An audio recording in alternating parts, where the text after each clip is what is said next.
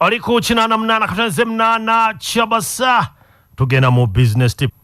Olunaku olw'eggulo twayogedde ensonga nnyingi naye nkujjukiza Friday janga 9 gwe musomo gwaffe Naawe Osobola ogugenda okubeera wali ku Popopo Memorial Hotel okuyingira emitwalo 5 jangu ne ssente ez'okugula obutabo kubanga obutabo bwonna Ssenkaayi bwe yawandiika bugenda kubeera waawo nga butundibwa n'ezi audios n'ebirala bingi.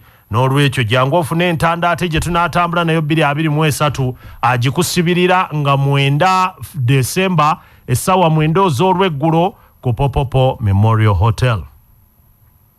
Twatunuulidde ensonga ne tugaa nti ekisumuluzo ky'obuwanguzi mu bulamu kumalirira, kulemerako na kwewaayo mu ekyo ky'oluubirira, ekyo kye kisumuluzo eky'obuwanguzi. Bwe nsoma ebyawandiikibwa nnyongera okukakasa nti Katonda tasobola kwesiga muntu atali mwesigwa. Kubanga oyo omwesigwa mu buntu obutono, Katonda amusobozesa okufuga ebinene. Tyaliba omwesigwa mu kitono bw'atyo ate ali musobozesa eminene. Ensi bw'ebaako weekuteeka kiriza, ogumiikirize, okuliraawo ensi weekusindise. Naye tobanga abalala nti buli kiseera baba badde eno basagaasagana. Nze bannange yembeera. Ensi bw'eba ekunyigiriza nga mu katu kano ke tulimu, kiriza, osooka onywererawo weekusindise, oyige, okuliraawo. Waliwo bwe weekweka n'ogakanziza osooke neekweke wano, nsooke mmala okkulira wano ate wenja okusinziirira. Kati tugenda mu maaso. Goberera ate okkirize mu kwolesebwako. Ekyo kikulu. Nga bwe tuzze tulaba mu ssuula ezisooka, Yozefu yafuna okwolesebwa okw'obulamu bwe nga mulenzi muto. Olw'okukkiriza mu kwolesebwa kwe yasobola okukyogerako n'akibuulira baganda be ne kitaawe. Jjukira yaloota. Ebiseera ebisinga omuntu akkiriza mu mutima gwe okusooka, oluvannyuma akamwa ke ne kaatula ekyo kyakkiriza. Era kwolabira omuntu akkirizira mu kintu akyogerako, era akyogerayogerako. Agenda baga nti lumu nja kukola bwe ntyo. Manyi nzijukira nalinga ku ssomero nga ŋŋamba bannange twali Makerere nga baga nti mmwe naye nze leediyo gye ndikwatako eri mpulira. Ekyo kijjukira jozi nasanga ne munaye n'akinjukira. Nanga nti watugambanga nti leediyo gy'olikwatako. Kuba nze nasomanga leediyo nzitunuulira. Leediyo ezo naye gye ndikwatako eri mpulira. Ndowooza ekyo kyatuukirira. Kyokka ebiseera ebisinga b'obuulirako basooka kukulabanga mulalu. Anti oba oyogera ekintu nga kinene nnyo okusinga embeera mw'oli. Kano ke kabonero akalaga nti ky'olaba kiva eri Katonda. Kiba kinene nnyo nga naawe olumu bw'okitunuulira ogamba kino nno okukyagala nkyagala, naye oba nkitandikira wa nga naawe wennyini tolabawo. Tweyongerayo mu maaso. Singa oyogerako oba singa okyogerako ne bakikkiririzaawo era ne bakulaga nti kisoboka awatali yadde okutya, osaanye oddemu weetegereze.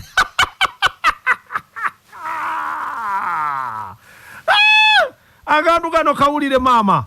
Singa oyogera ku nsonga yonna abaliwo ne bagikkiririzaawo ne bakulaga nti kisoboka awatali yadde okutya, tebeenyenyeza nti oli mutuufu, osaanye oddemu weetegereze ekintu ekyo ky'oba ogenda okukola.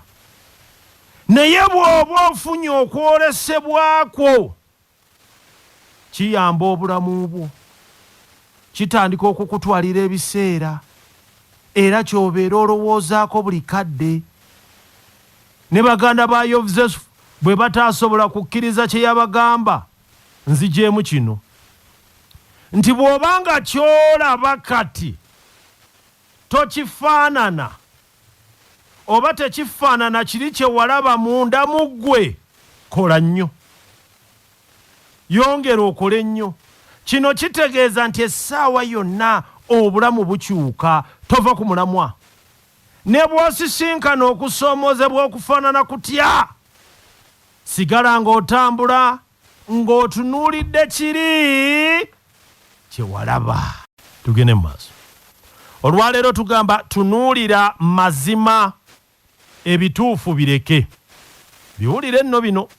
Tunuulira mazima naye ebituufu bireke.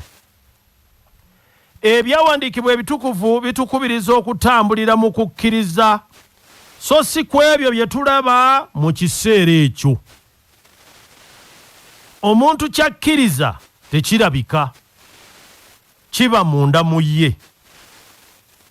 Kyokka kyalaba kirabika era kiba bweru wa bulamu bwe. Kyokkiriza ge mazima, kyokka kyolaba kye kituufu. Era ebyawandiikibwa bye bimu bitugamba nti bwe tulimanya amazima galitufuula ab'eddembe. Ekitegeeza nti newankubadde wabawo ebituufu bye tulaba, naye ate tulina okutunuulira amazima kye gagamba. Ekituufu n'amazima kye gagamba. Ebituufu bye bino bye tukola ffe. Bagamba nti ekyo okoze kituufu, naye ge mazima. Goba mazima, ebituufu bireke. Ekituufu kitegeeza enfaanana y'ekintu nga bweri, kyokka tebagambangako nti ebituufu birituwa eddembe. Ekirituwa eddembe galiba mazima, si ebituufu. Kaakati naawe pimamu. Awo nno kenkulekedde k'amaanyi. Pimamu naawe olabe ebituufu n'amazima. Olunaku olw'eggulo twayogedde ensonga eziwerako, naye nabalekedde akakunizo kaabadde supa nti tunuulira amazima ate ebituufu byo bireke. Eruga nti ebyawandiikibwa ebitukuvu bitukubiriza okutambulira mu kukkiriza, so si ku ebyo bye tulaba mu kiseera ekyo. Omuntu kyakkiriza tekirabika, kiba kya munda, kiba kya muwendo, kyokka kyalaba kirabika era kiba bweru wa bulamu bwe. Kyokkiriza ge mazima, kyolaba kye kituufu. Manyi tugende tugira noga nti awo ssente ngenda zikwata, ng'ekyo kirundira munda muli, ago gaba mazima. Ekituufu n'ozinoonya nazo nga toziraba. Ebyawandiikibwa byogera bingi. Kati ne tugamba nti ekituufu kitegeeza enfaanana y'ekintu nga bweri, kyokka tebagambangako nti ebituufu birituwa eddembe, naye bagamba amazima galituwa eddembe. Kyoli kaakano kituufu naye si ge mazima. Kyoli kati kya kiseera naye kyoteekwa okuba ge mazima g'obulamu bwo. Kyoli si kyogenda okufuuka, waliwo ekisinga ku ekyo. Kale tokkiriza kyoli kati ate kukulemesa kutuuka ku kyoteekeddwa kuba. Katukomawo olwaleero.